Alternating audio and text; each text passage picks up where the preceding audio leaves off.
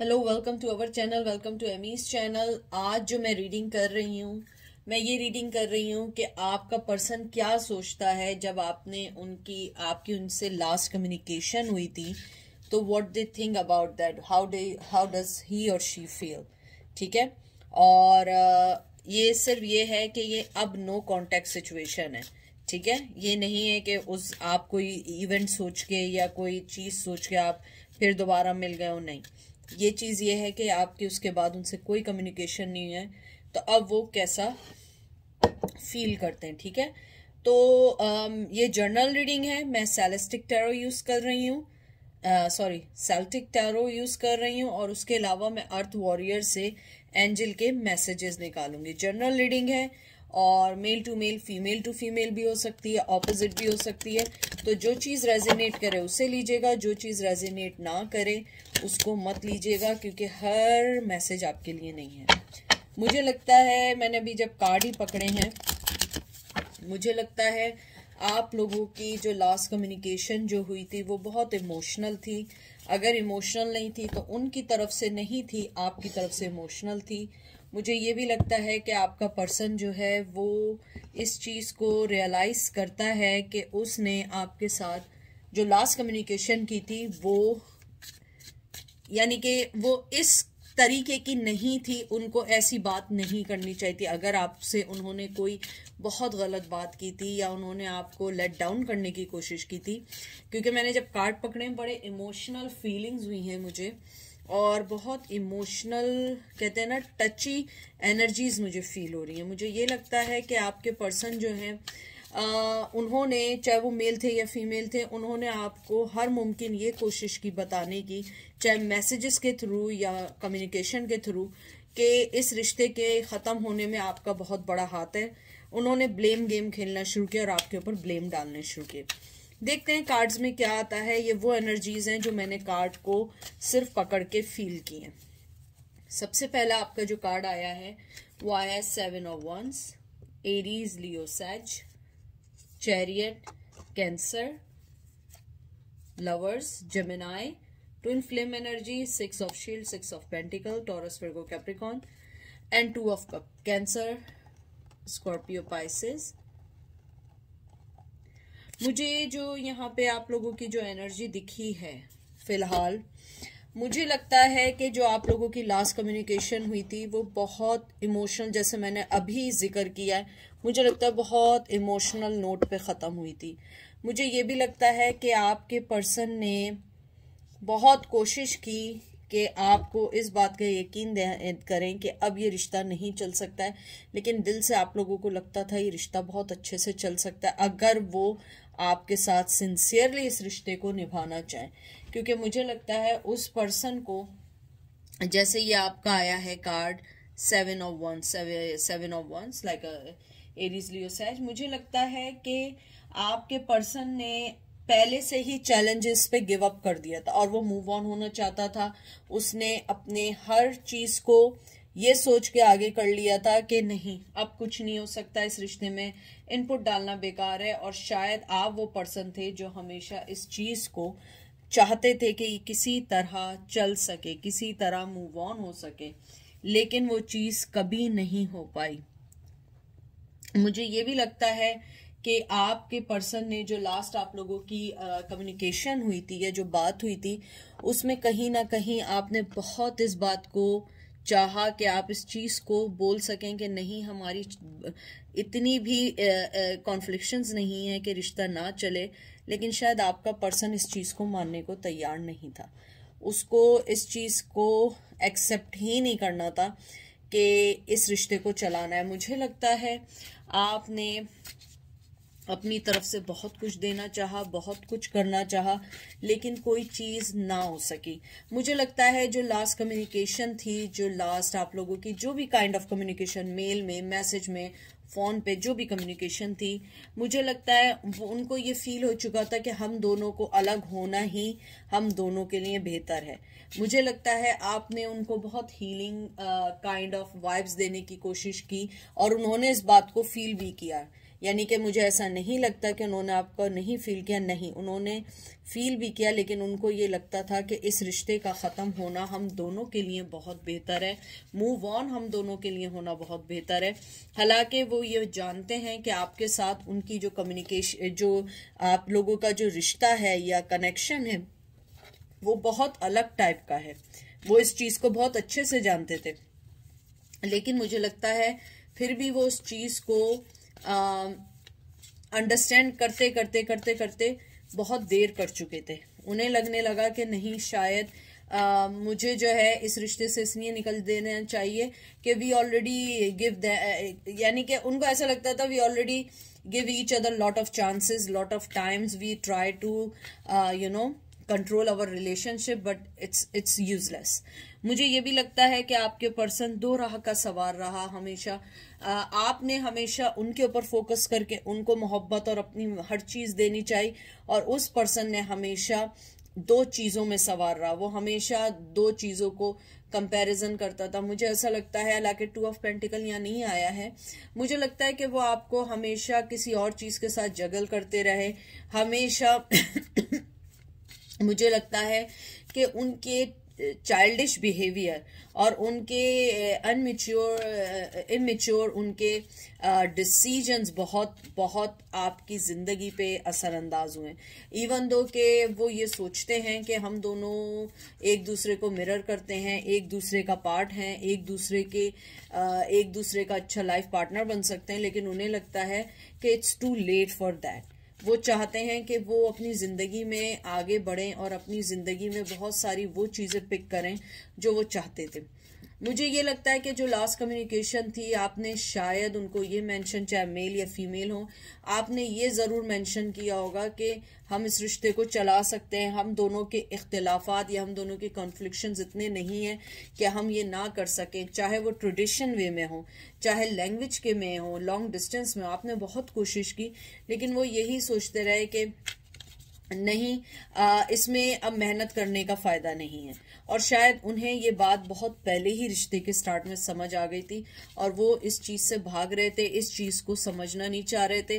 मुझे ऐसा लगता है कि आपके पर्सन के पीछे उसकी कम्युनिटी, उसके घर वाले ने बहुत बहुत मेन कैरेक्टर किया है आपकी जिंदगियों को डिस्ट्रॉय करने का, या आपके रिश्ते को डिस्ट्रॉय करने का। देखिए, मैंने जगल की बात की थी, 2 ऑफ पेंटिकल आया है। मैं कब से शफल कर रही हूँ कार्ड्स, जब मैं बात कर रही होती हूँ मैं शफलिंग कर रही होती हूँ, क्योंकि मुझे मैसेजेस रिसीव होते हैं और मैं कार्ड्स को शफल करती रहती हूँ। और मैं देखें 2 ऑफ पेंटिकल मैंने कहा था नहीं आया, लेकिन तब भी मैंने आपसे कहा था कि वो हमेशा दो चीजों में आपको लेके जगल करते रहे। आपका फोकस सिर्फ वो थे और उनका फोकस जो थे आपके अलावा और भी बहुत सारी चीजें थी।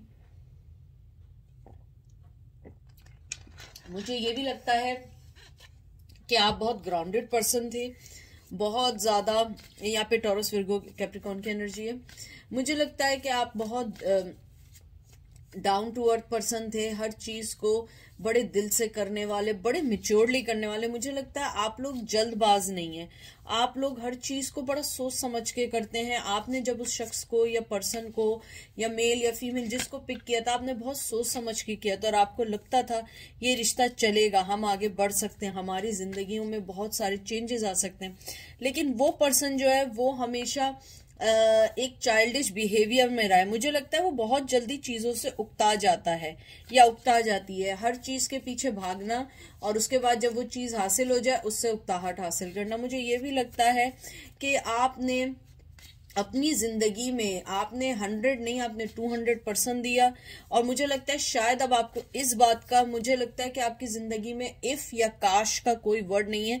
काश मैंने ये किया होता तो रिश्ता बच जाता, if I do this one तो ये हो जाता, if I deal this relation in this way तो ये मैं चेंज कर सकता। मुझे लगता है ऐसा कुछ नहीं है। मुझे लगता है आपने अपने आप का 200% दिया है। हाँ, उस पर्सन की जिंदगी में इफ और काश का वर्ड है, क्योंकि मुझे लगता है कि उसको रिग्रेट होता है, लेकिन वो उन सब चीजों को इसलिए इग्नोर कर देते हैं क्योंकि वो चाहते हैं ब्लेम गेम खेल, वो जानते हैं ब्लेम गेम कैसे करना करना है। मुझे लगता है लास्ट मैसेजेस में जो आपने अपने शायद रिश्ते की कुछ लोगों ने बैक किया कि प्लीज इस रिश्ते को ना तोड़ो। हो सकता है आपने कुछ लोगों को उनकी हकीकत भी बताने की कोशिश की, पास्ट उनकी चीटिंग, पास्ट उनकी चीजों को भी बताने की कोशिश की। मुझे लगता है कुछ लोगों ने आपको रिप्लाई किया और कुछ लोगों ने आपको ब्लॉक कर दिया, कुछ लोगों ने आपको जवाब देना मुनासिब नहीं समझा, और कुछ लोगों ने अगर जवाब भी दिया, मुझे बहुत स्ट्रांगली आया है कि उन्होंने कहा कि हाँ अगर मैंने ऐसा किया तो उसकी वजह तुम हो, अगर तुम ये करती या ये करते तो मैं यूं करता। यानी ब्लेम गेम है। मुझे ये नहीं लगता कि उन्होंने आपसे उस वक्त कोई माफी मांगी हो। मुझे सिर्फ 0.1% ऐसा लगता है कि कुछ लोगों ने आपसे अपोलोजाइज या माफी ये मांग के कि कुछ लोगों को, मैं फिर कह रही हूँ, यानी 0.1 ऐसा है कि अगर ये वीडियो 3000 लोग देख रहे हैं या 2000 लोग देख रहे हैं तो उसमें से सिर्फ 10 लोग ऐसे होंगे जिन्होंने अपोलोजाइज करके ये बात की होगी कि आई एम सॉरी, कि मुझे मालूम है मैं गलत हूँ, मेरी डिसीजन गलत है, लेकिन मैं अपनी फैमिली के या अपने कल्चर के या अपने कोई भी जो आपके कंपैरिजन थी मैं उसके अगेंस्ट नहीं जा सकता हूँ। कुछ लोगों ने इसलिए नहीं छोड़ा कि उनकी अपनी पुश्ताई चीजें उनसे छिन जाती या वो डिसओन हो जाते या उनकी फैमिली उन्हें एक्सेप्ट नहीं करती, क्योंकि आपके साथ उनका रिलेशन मुझे लगता है बहुत हार्ड था उस फैमिली के लिए एक्सेप्ट करना। ये देख लीजिए, 3 of swords, Gemini Libra Aquarius, 2 of swords, Gemini Libra Aquarius, third party में डाल के चले गए। मुझे लगता है कि या तो आपके साथ रहते हुए वो किसी और ऐसे स्ट्रॉन्ग रिलेशन में आ गए थे कि जहां पे वो आपको नहीं रख सकते थे। मुझे लगता है कि आपको बहुत दफा ये भी फील होता है, जो आपको कभी कभी एंजाइटी देती है, कि आपको यूज किया गया। और मुझे लगता है आपने ये बात अपने, जो भी आप जिस पर्सन का पूछ रहे हैं, आपने उन्हें बहुत अच्छे से ये बात बताई है कि तुमने मुझे यूज किया है। मुझे बहुत स्ट्रांगली ये बात आ रही है कि आपके पर्सन के दिल पे ये बात जरूर लगी है कि मैंने शायद वाकई उस पर्सन को यूज किया, फाइनेंशियली, फिजिकली, इमोशनली, जैसे भी हो आपको उन्होंने यूज किया और फिर उसके बाद अपनी राह में चले गए। मुझे लगता है आपके पर्सन ने आपको हमेशा थर्ड पार्टी में तो डाला, लेकिन उसके साथ वो हमेशा अपनी आंखें बंद किए रहे और वो ये सच्चाई देखना नहीं चाहते थे कि उनकी लाइफ में आप ज्यादा इंपॉर्टेंट है अदर देन किसी और के।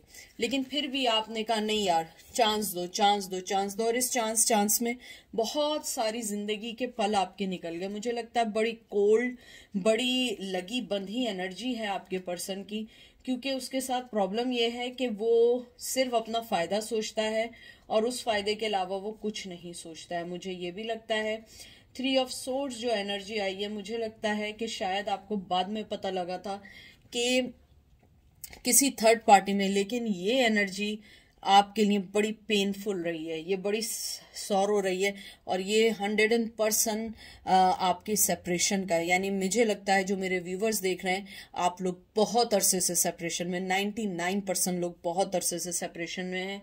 और मुझे लगता है कि ये आपका जो हार्ट एक है, जो आपका पेन है दिल का, मतलब मैं मेडिकल वाला पेन नहीं कह रही हूँ, मैं पेन कह रही हूँ जो आपके दिल का पेन है, जो आप लोगों ने सब बर्दाश्त किया है, वो अनबियरेबल है। कभी कभी आपको लगता है कि मुझे इस पेन से निकलना है। मुझे लगता है आपने उनको सडन लॉस किया है, और मुझे कुछ लोगों के लिए ये भी लगता है, आई एम सॉरी टू से मुझे बहुत स्ट्रांग एनर्जी आई है कि आप जिस पर्सन का पूछ रहे हैं वो आपको छोड़ के तो गए थे, लेकिन उनमें से शायद कुछ लोग अब शायद इस दुनिया में ना रहे हों। मुझे बहुत स्ट्रांग एनर्जी आई है। हो सकता है कि 0.1 लोग हों, लेकिन मुझे लगता है कुछ लोग जिन्होंने आपको छोड़ के गए थे, उनमें से कुछ लोग शायद अब नहीं रहे हैं और शायद आपको ये बात पता नहीं है।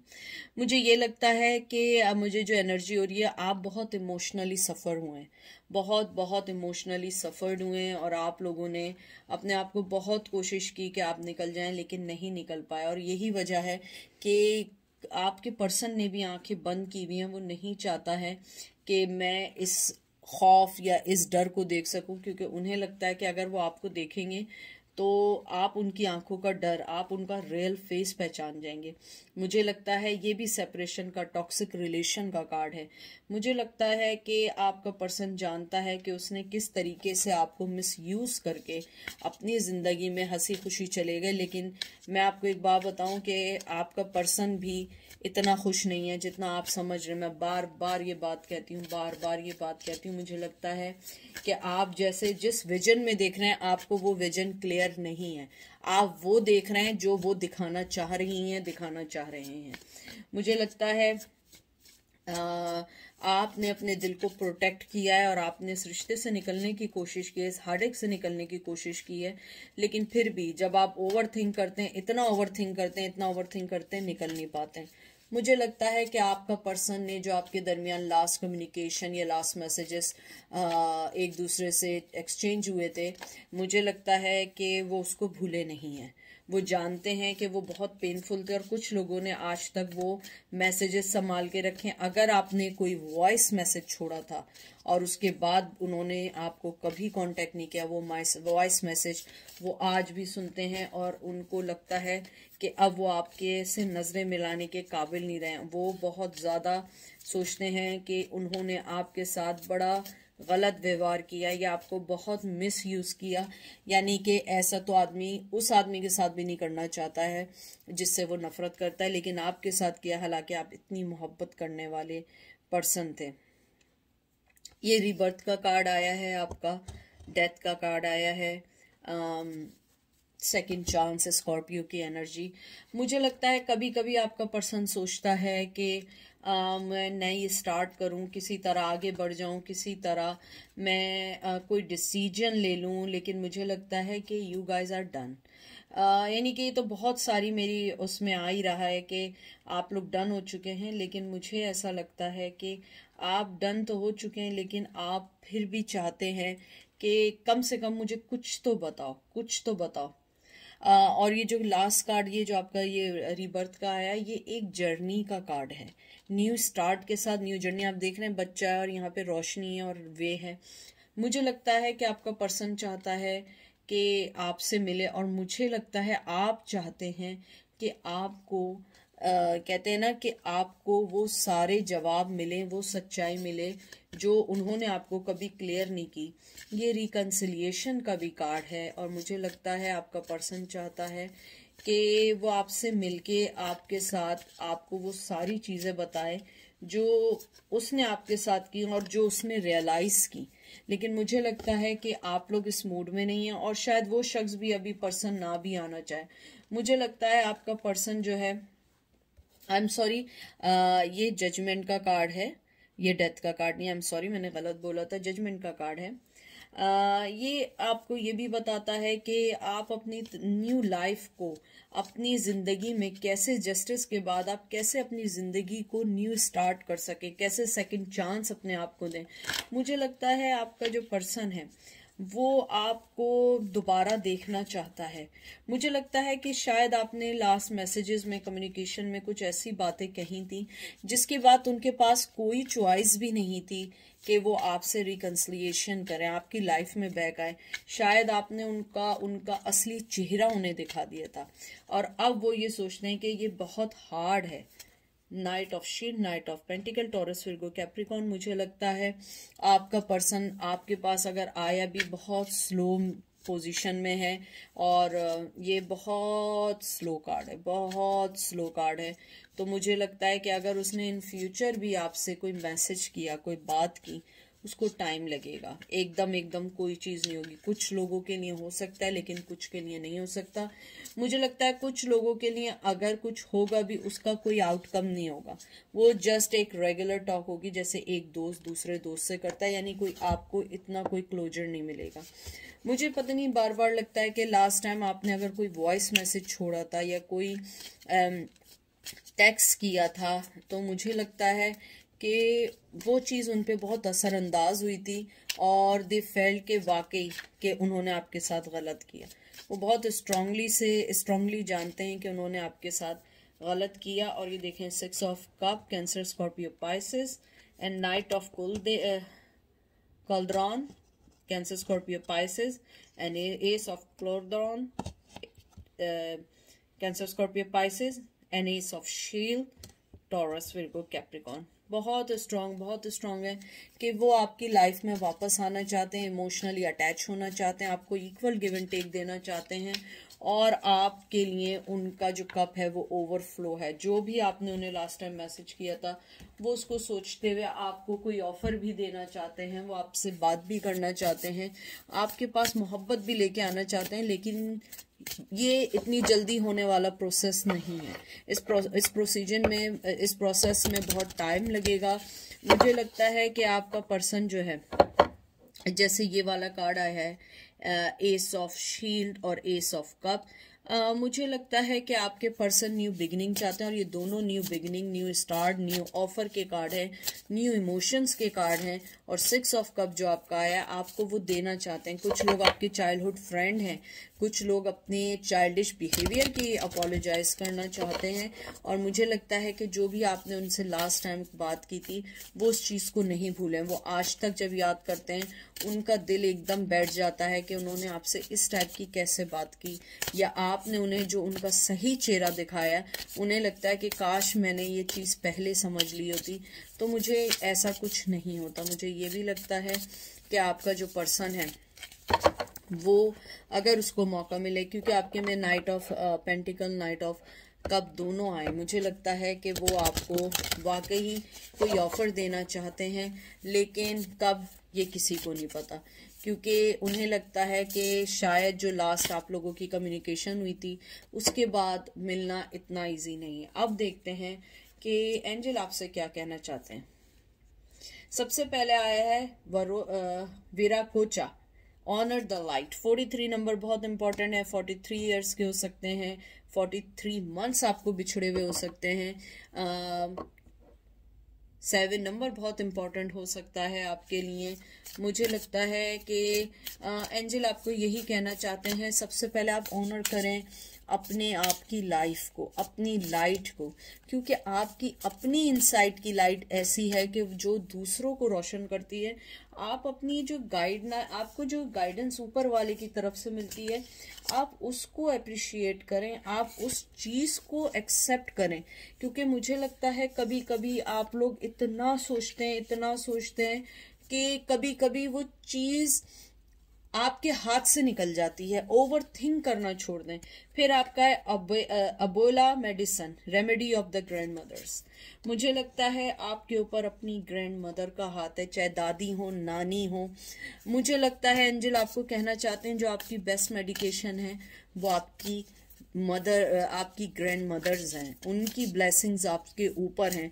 उनकी आंखें आपको हमेशा वॉच करती रहती हैं, आपको ब्लेसिंग देती रहती हैं, आपको आशीर्वाद देती रहती हैं, आपको दुआएं देते रहते हैं कि आप अपनी उस लाइट, अपनी ज़िंदगी को पहचानें, क्योंकि आपको किसी भी ऐसे पर्सन की अपनी ज़िंदगी में ज़रूरत नहीं है जो आपको खुद कुछ नहीं देना चाहता है और आप लोग लड़ लड़ के उससे ले रहे हैं। उस चीज़ की आपको ज़रूरत नहीं है।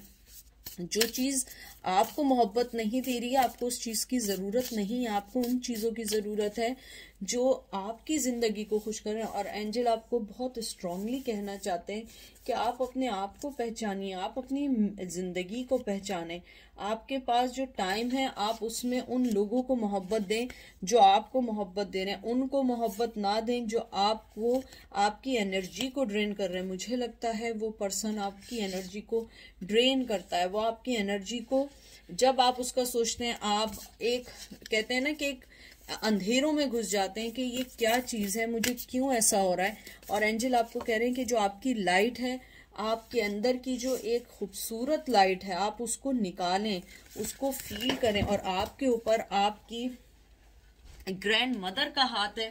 अगर आपकी ग्रैंड मदर, इवन के वो अभी इस दुनिया में है या नहीं है, तब भी वो आपके लिए अच्छा सोचते हैं। और मुझे लगता है कि आपके ऊपर आपकी ग्रैंड मदर का बहुत बड़ा कहते हैं ना आशीर्वाद है। मुझे लगता है कि आपकी ग्रैंड मदर शायद आप लोगों से बहुत प्यार करते थे, बहुत प्यार करते हैं और अभी तक करते हैं, चाहे वो इस दुनिया में है या नहीं है, क्योंकि वो आपको अपनी नजरों से अलग नहीं करना चाहते। उन्हें लगता है कि आप उनकी, या बहुत स्ट्रांग एनर्जी है।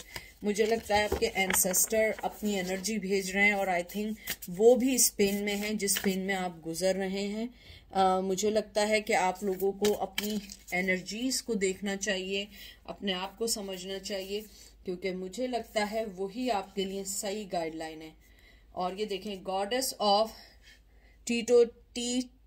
टीओचुकैन, बहुत मुश्किल अफ्रीकन लैंग्वेज है, तो ये मत समझिएगा हमें को पढ़ना नहीं आता, बहुत मुश्किल है। इसमें लिखा है she guards the water of life. ये भी एक इमोशनल कार्ड है। मुझे लगता है कि आप लोगों को एंजल यही कहना चाह रहे हैं कि आप अपनी जिंदगी के हर उस चीज पे करें जो आपको इमोशनली आपको अटैच करता है दूसरों से। उन लोगों से अटैच ना हो जो आपकी जिंदगी को डिस्ट्रॉय कर रहे हैं, आपकी जिंदगी को अंडरस्टैंड नहीं कर रहे हैं और आपकी जिंदगी में कोई अहम चीज नहीं कर रहे हैं। आपके ऊपर आपकी ग्रैंड मदर का, आपके एंसेस्टर का बहुत हाथ है और मुझे लगता है आपको उन्हीं के वो सोचना चाहिए और आगे बढ़ना चाहिए। तो ये थी आज की रीडिंग। आई होप आपको समझ आई होगी। अपना ख्याल रखिएगा, दुआओं में याद रखिएगा। Take care, bye.